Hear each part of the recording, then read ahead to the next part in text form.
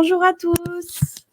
Merci beaucoup de venir et de participer à notre nouveau webinaire sur le thème de la santé mentale et du bien-être des salariés en entreprise. Merci à tous de votre participation. On est beaucoup, j'imagine, sur le live aujourd'hui. Et je ne suis pas seule pour présenter ce nouveau webinaire. Je suis accompagnée de Rachel Robert, que je vais inviter tout de suite. Bonjour Rachel. Bonjour tout le monde. Tu vas bien?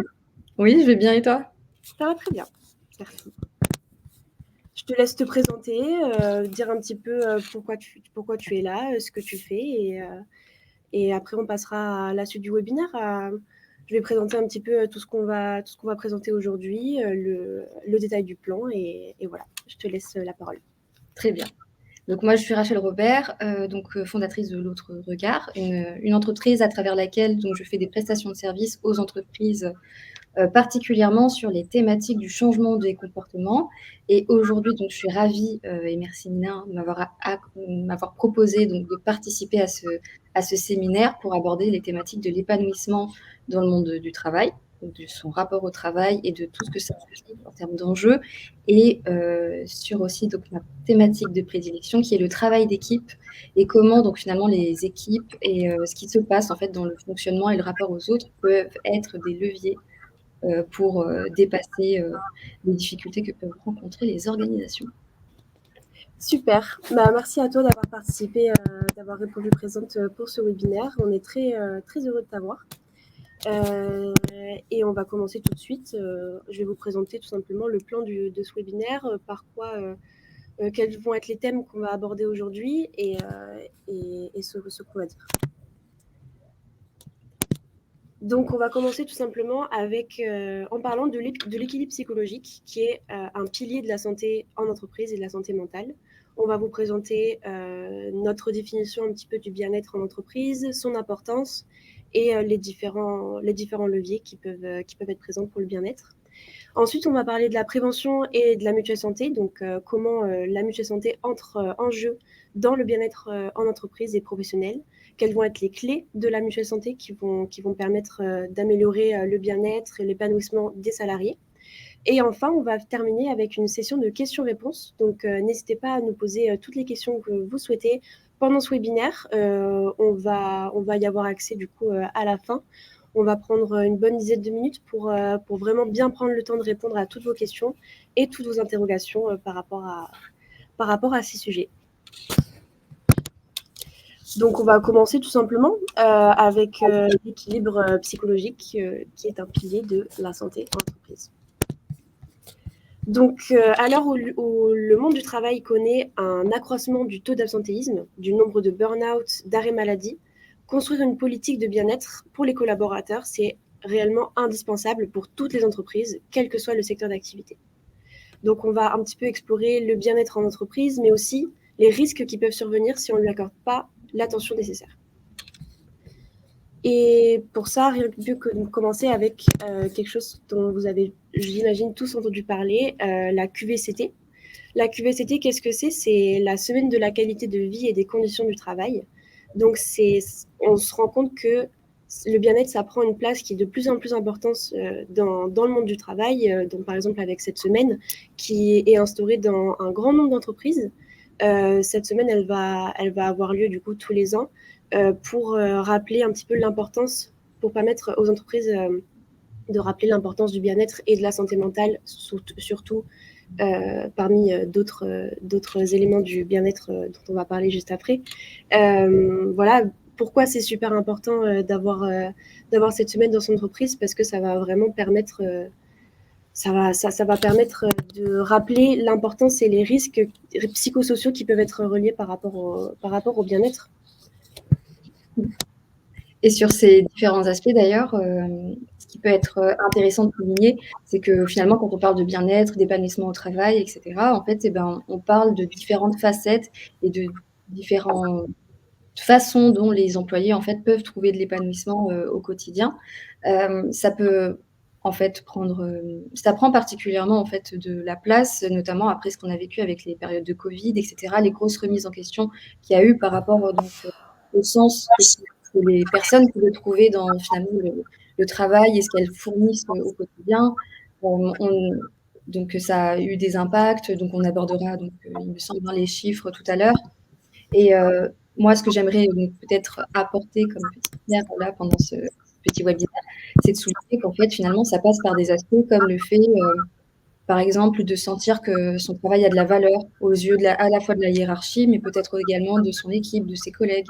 Et en fait, l'épanouissement au travail, ça passe aussi par ce type d'aspect qui ne dépend pas que du fait d'avoir une hygiène de vie correcte ou d'avoir un bon rythme, un respect vie perso, vie professionnelle, ce qui est important, hein.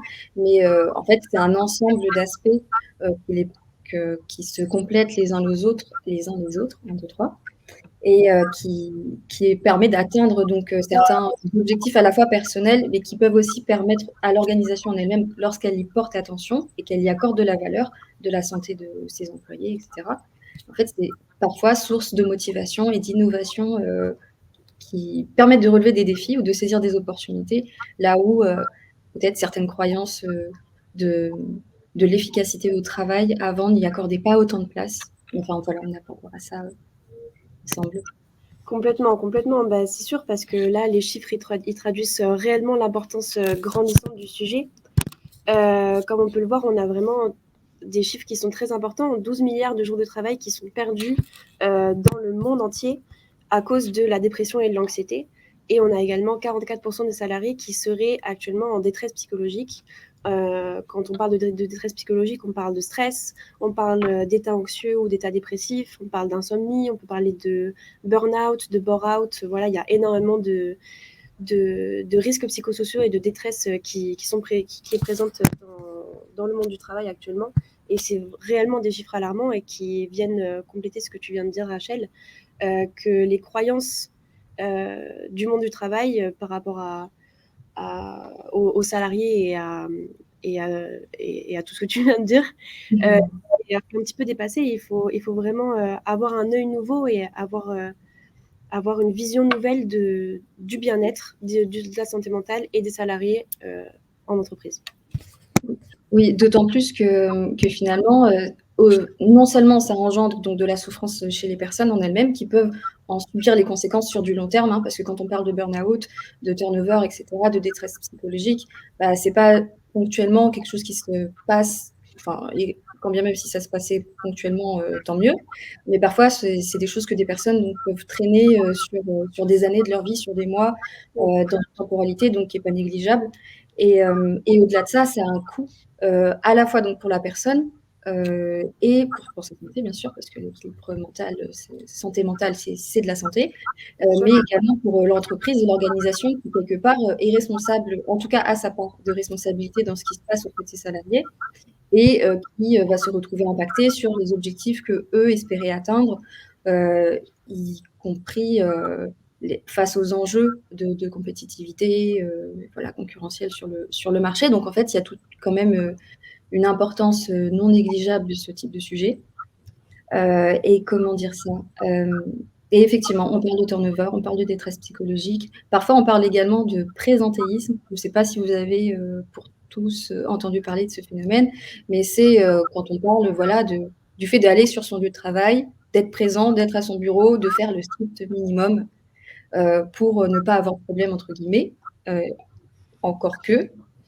Mais en tout cas, voilà, ne plus s'investir à part entière dans le travail ou ne plus être dans cette dynamique où en fait, on est dans un échange avec l'organisation, on veut son développement, on veut qu'elle s'accomplisse. Non, enfin, il y a toute une logique voilà, différente et ça a ses enjeux donc pour l'organisation, mais aussi pour les personnes. Parce qu'on se doute bien que d'aller dans un bureau faire le strict minimum, c'est que quelque part, les personnes ne trouvent pas leur épanouissement au quotidien, dans ce qu'elles réalisent, et même peut-être pas de sens à ce qu'elles font. Et on sait que ça, psychologiquement, c'est quand même quelque chose d'important. C'est sûr. Complètement, complètement. Mais ce que je peux rajouter, c'est que l'amélioration du coup de la qualité de vie au travail, tout simplement, c'est plus qu'une obligation. Parce que je le rappelle, la qualité de vie au travail et protéger la santé physique et mentale des salariés, c'est une obligation qui est encadrée par la loi. Donc l'employeur, il a l'obligation d'améliorer constamment la qualité de vie au travail, mais c'est bien plus que ça, parce que c'est vraiment un avantage considérable pour les entreprises, parce que ça permet de répondre à plusieurs enjeux, notamment, comme on vient de dire, la diminution des risques psychosociaux chez les salariés et aussi la fidélisation, l'amélioration de l'expérience au travail des collaborateurs, tout simplement. Tout à fait. Sachant qu'en fait, sur ce type de sujet, il y a ce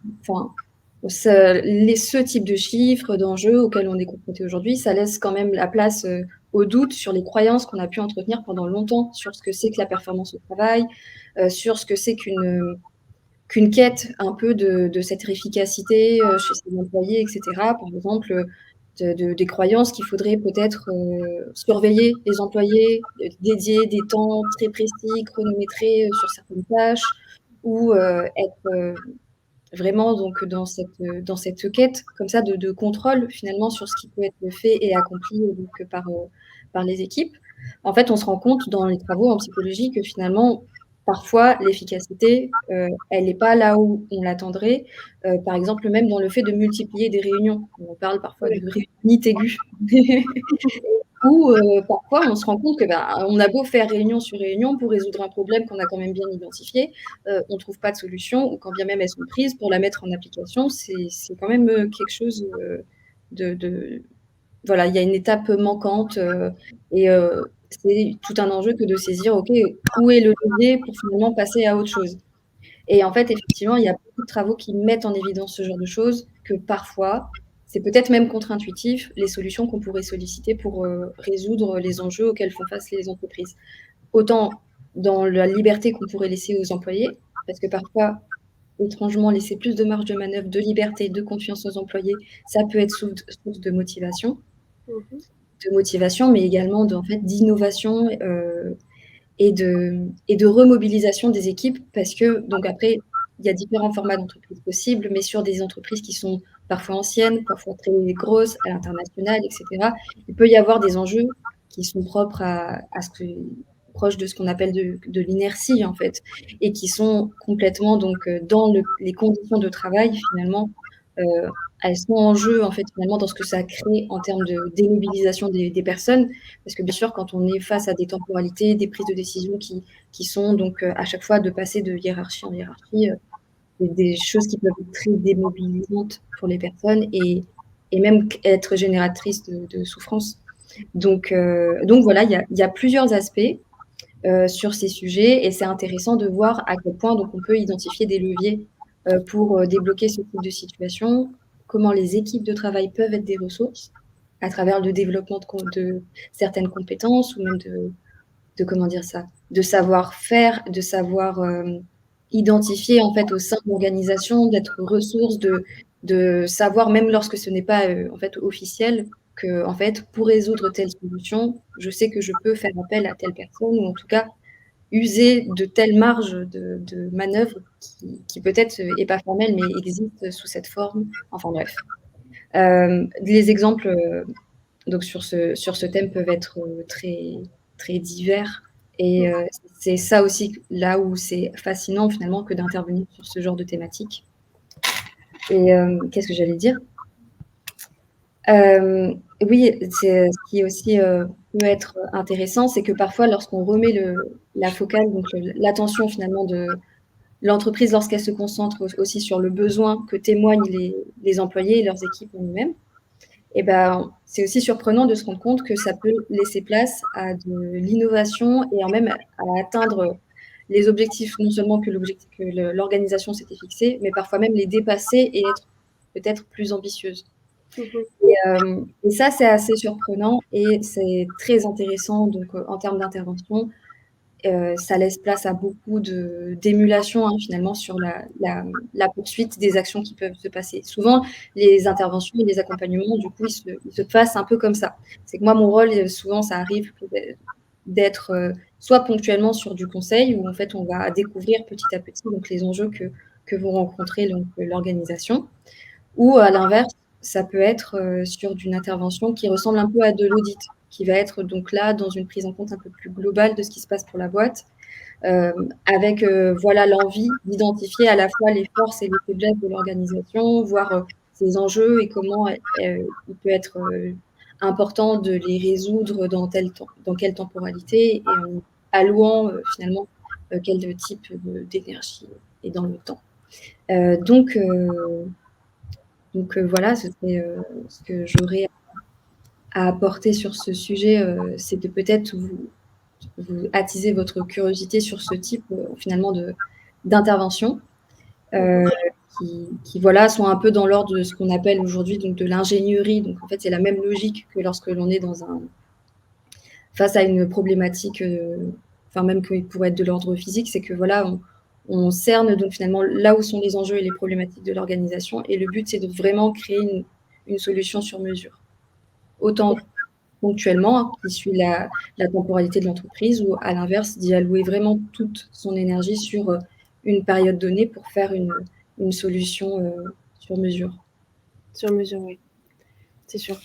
Merci beaucoup, Rachel, pour toutes ces précisions. C'est vrai que si jamais j'ai des chiffres à rajouter, par exemple, concernant les avantages d'une bonne stratégie de bien-être en entreprise, ça peut être les suivants.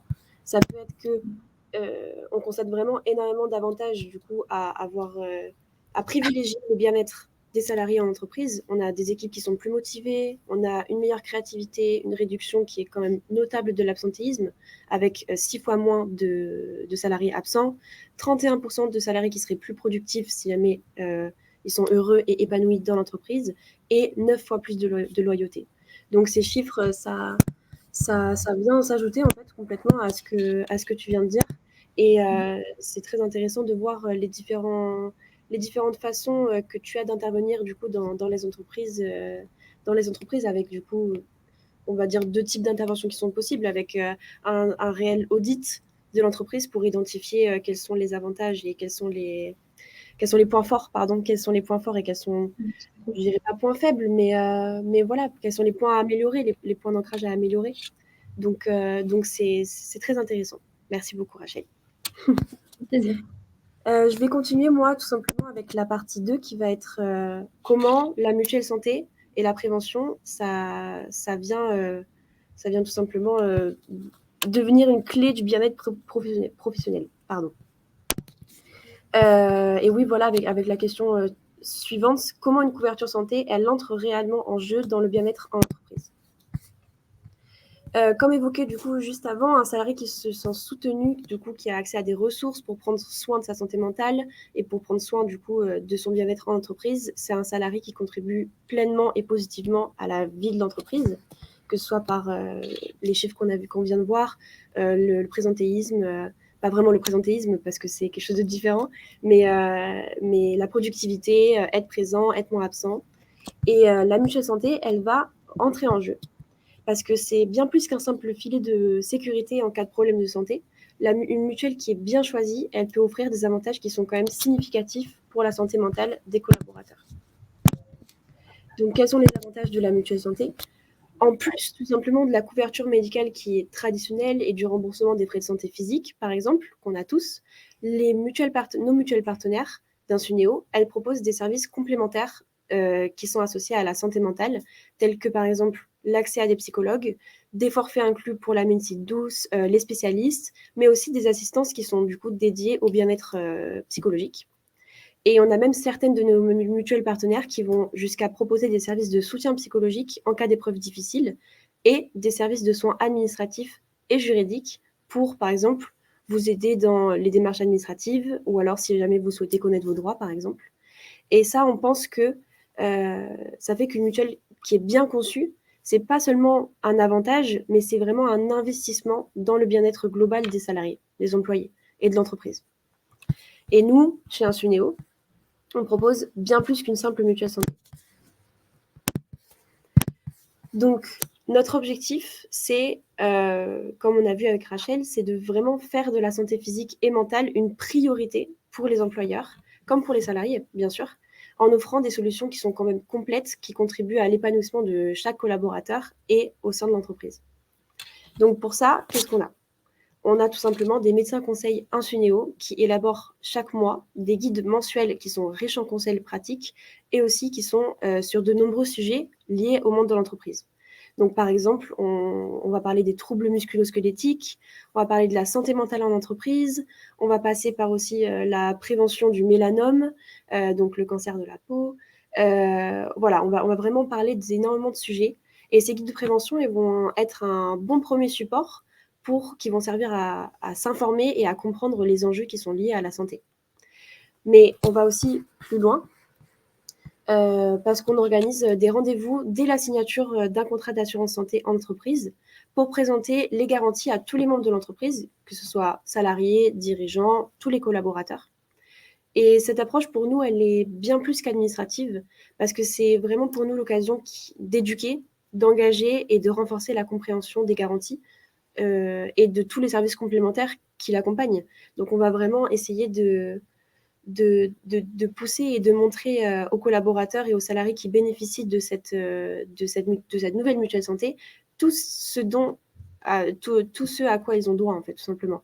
Donc, ça va être, comme évoqué juste avant, les services psychologiques, les services d'aide administrative, par exemple. Si jamais ils sont au courant de ces services-là, ils vont être plus enclins à les utiliser et ça va les aider dans leur bien-être et dans leur santé mentale. Et enfin, on s'est également entouré d'un réseau d'experts dévoués à la santé, au bien-être et aussi à la cohésion d'entreprise, qu'on a soigneusement sélectionné, comme par exemple avec Rachel ici présente. Donc on a de plus en plus de partenaires dans 4 secteurs clés.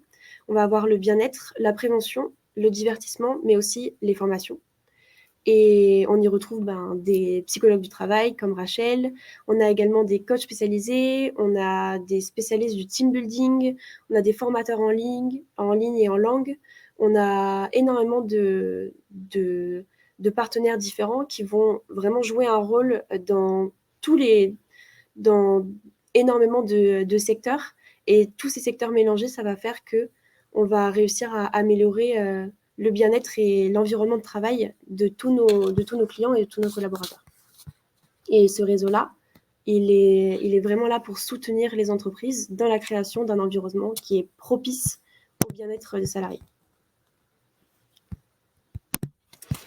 Voilà, nous on a fini notre partie. Donc si jamais vous avez des questions, si jamais vous voulez tout simplement nous poser des questions, n'hésitez pas. Moi je vois tous vos commentaires et on va pouvoir y répondre. Donc vraiment n'hésitez pas si jamais vous avez une question à poser à Rachel, une question à poser par rapport à la mutuelle santé, par rapport au bien-être, à son rôle dans l'entreprise.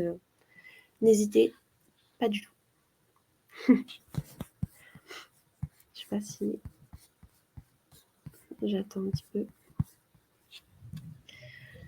Rachel, je ne sais pas si tu as quelque chose à rajouter pendant qu'on attend, si jamais il y a des questions.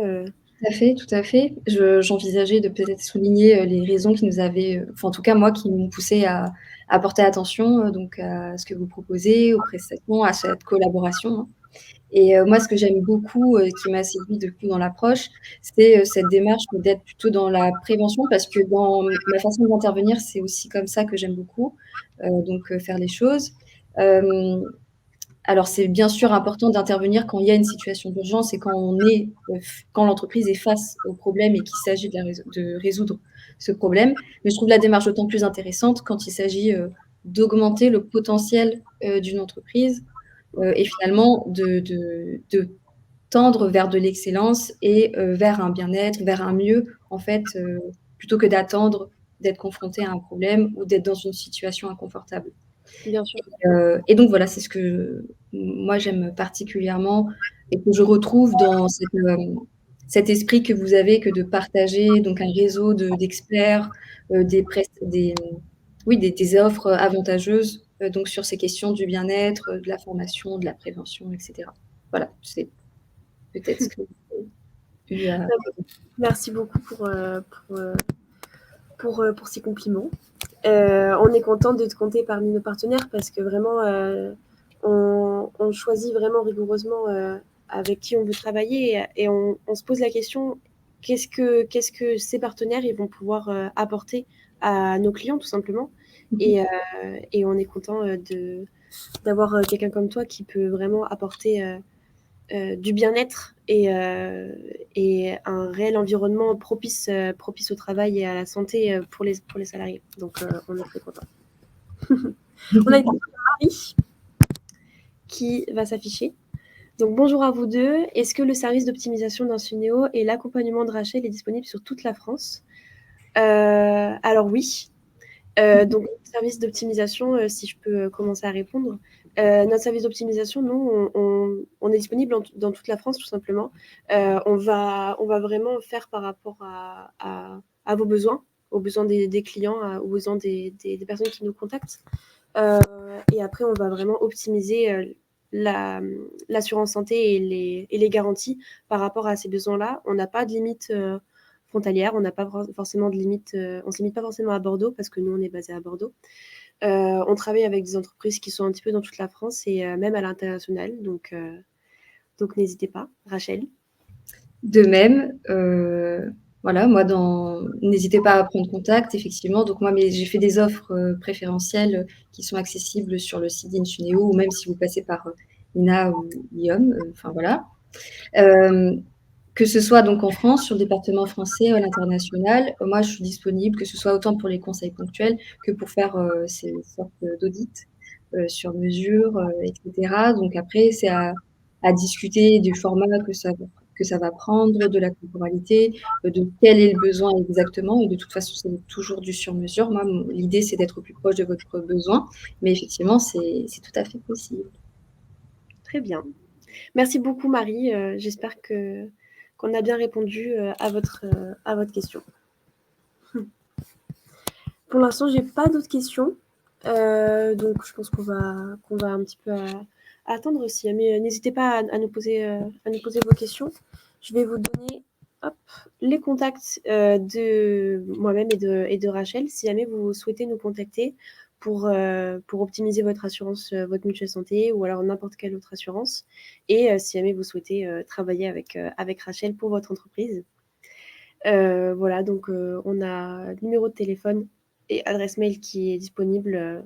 N'hésitez pas à nous appeler, à nous envoyer un mail avec vos besoins ou même juste pour prendre contact. Et voilà. Tout à fait.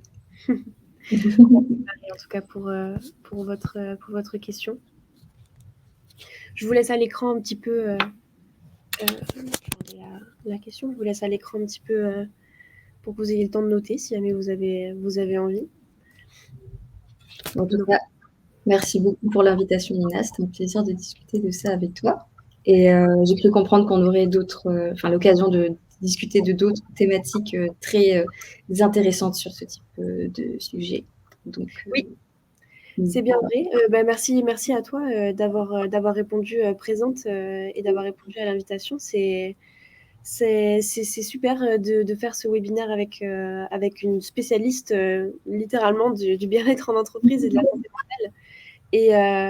Et merci beaucoup. Et je vais, dans tous les cas, dès qu'on va avoir des nouveaux webinaires ou alors des nouvelles collaborations avec toi ou avec d'autres partenaires, je n'hésiterai pas à publier sur LinkedIn. Donc, si jamais vous souhaitez suivre Insunéo et aussi L'Autre Regard, qui est l'entreprise de Rachel, sur LinkedIn, voilà, tout se passe là-bas, on va dire.